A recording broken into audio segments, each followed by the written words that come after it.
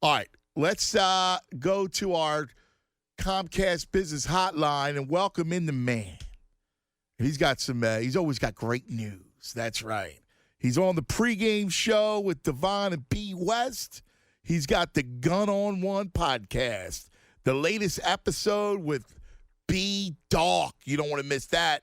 He is the great D. Gunn on the Comcast Business Hotline. D. Gunn. Morning, guys. 62%. I'm shocked.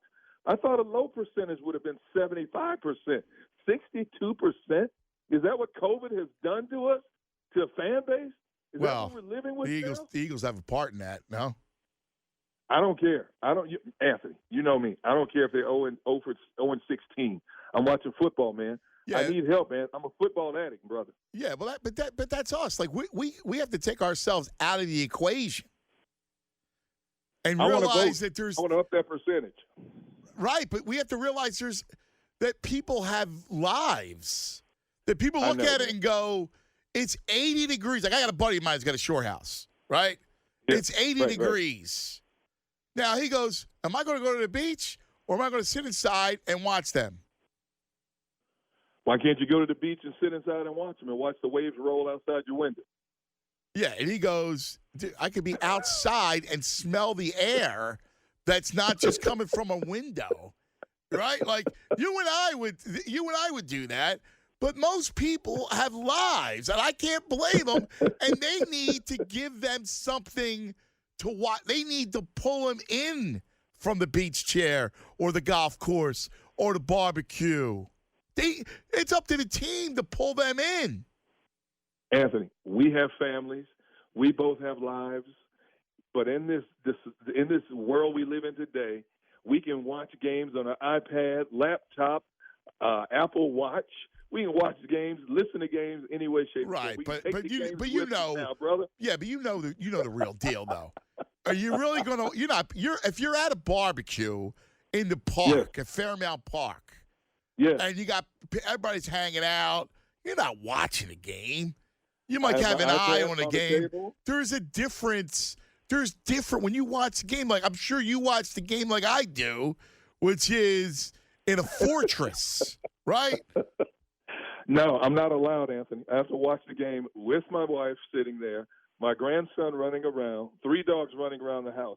I'm not allowed to isolate myself anymore. All right, so I got a lot of things to get to. First off, you have an update on some of the injuries. So Jalen Reagor's thumb may not be too bad, Derrick Gunn?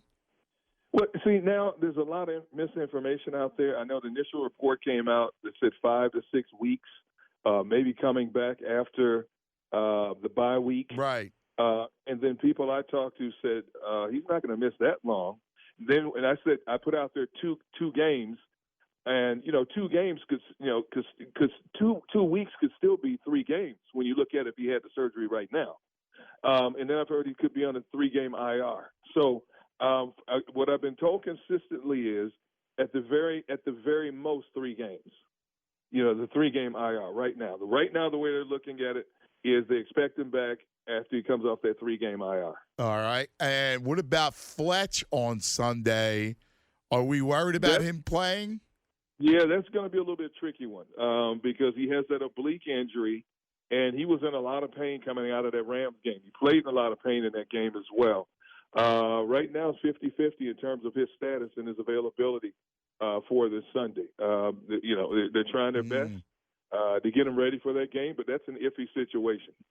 All right, so what happens? We're talking to D. Gunn on the Comcast Business Hotline. What's the receiver situation look like without Reagor? Oh, my goodness. Hightower back. I listen, I just don't know what they see in Arcega-Whiteside. I don't either. Right? Okay. I still can't figure it out.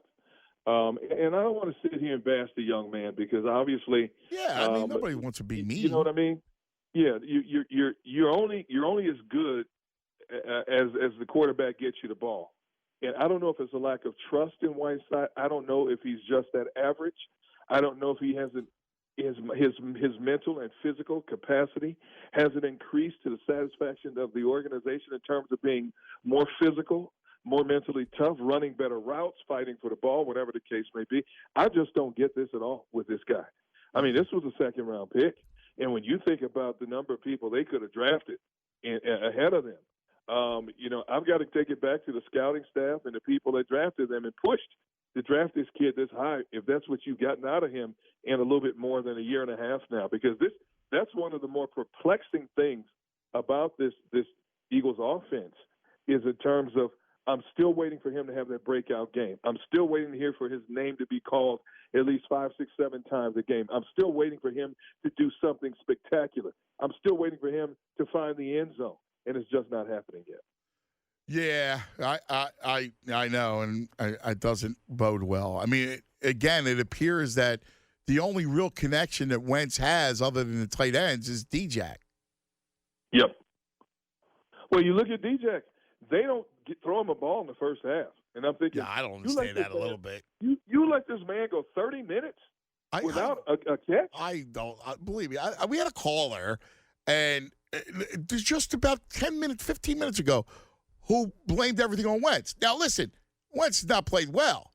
But in fairness, where was Deshaun Jackson? His only guy that he feels like he's got a connection with on the outside, he's not, you don't see him for half, both times.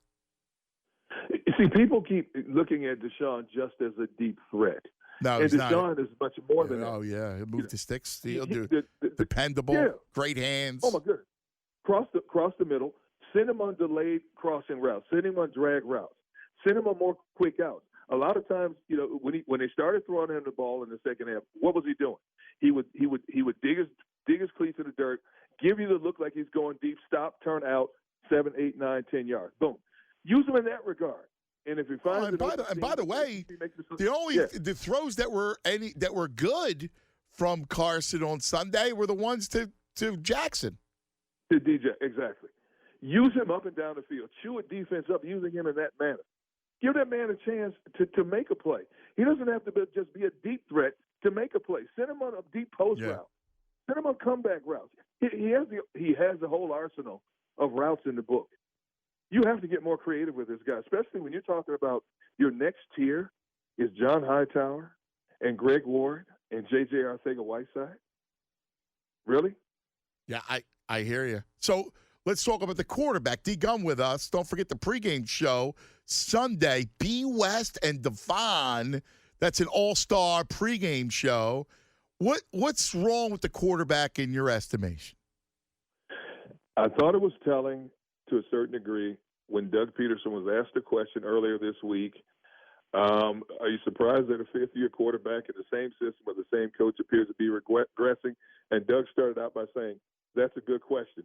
That's a red flag right there, because that opens up the floodgates of speculation that, the coach is thinking the same thing that we are, okay?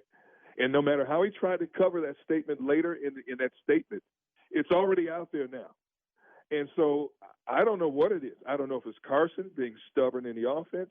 I don't know if Doug says he gives Carson a lot of freedom to call games, to have input in games.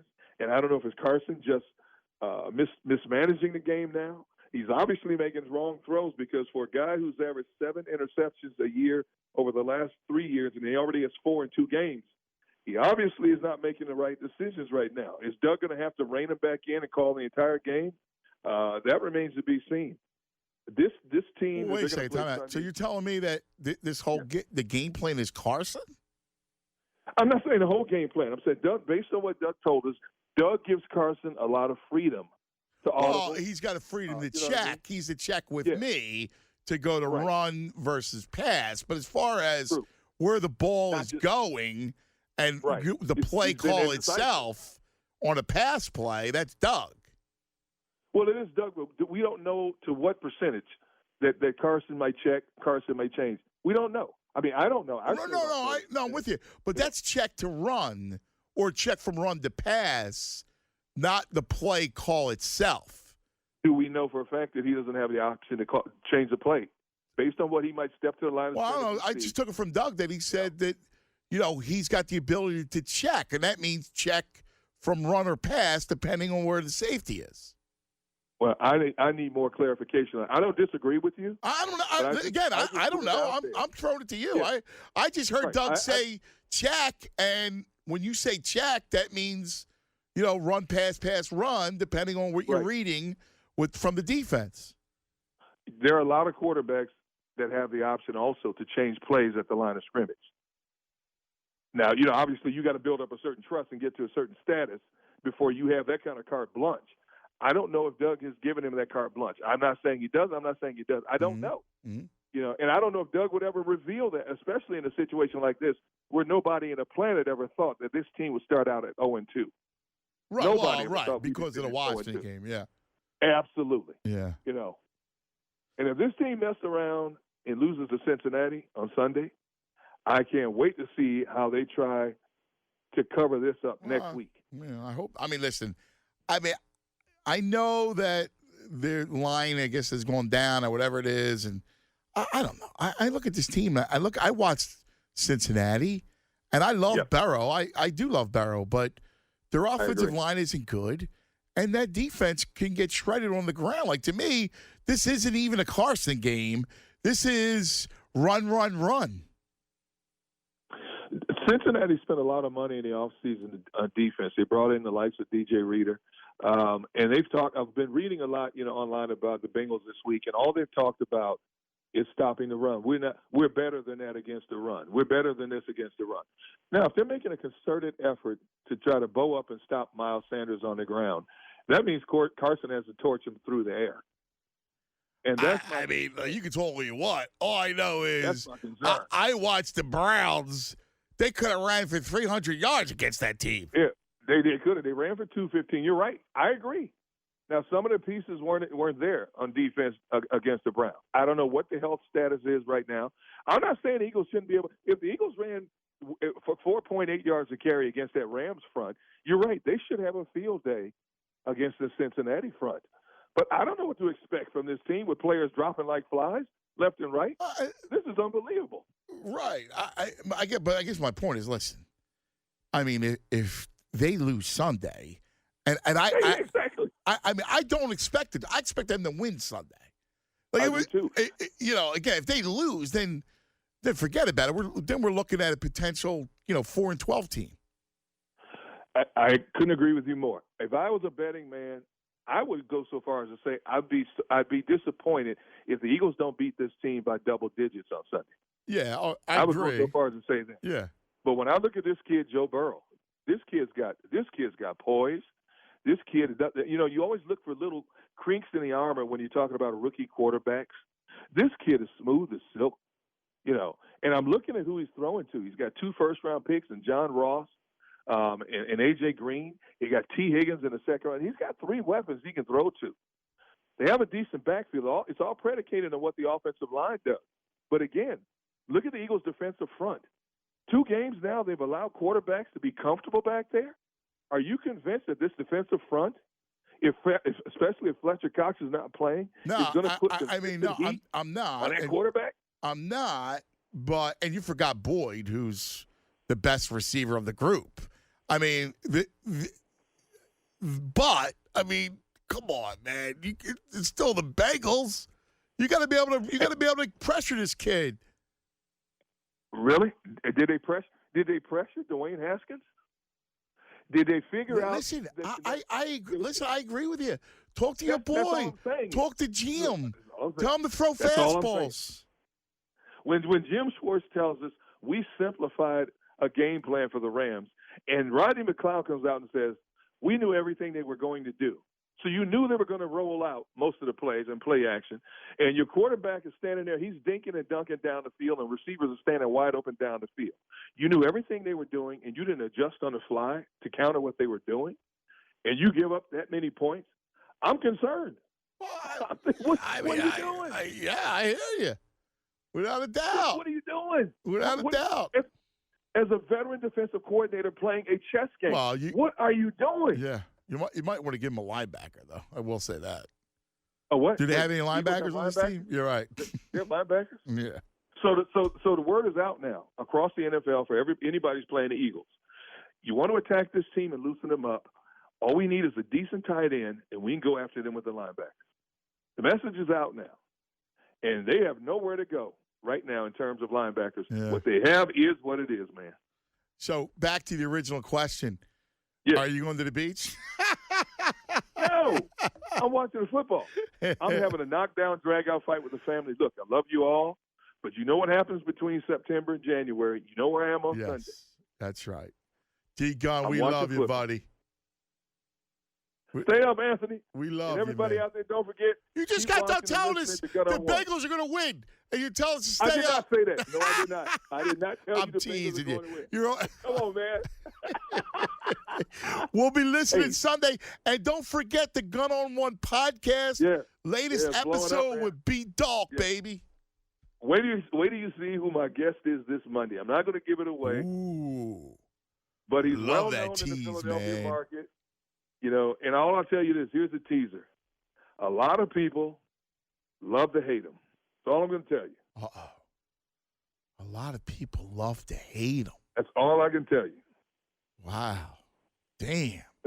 That's a great tease. All right. There you go. Well, let us know. We can't wait. We'll be following you. Thanks, brother. Good stuff, D-Gun. There he all right, is. man, you guys have a great weekend. You too, buddy. D-Gun on the Comcast Business Hotline. Anthony Gargano, weekdays from 10 to 2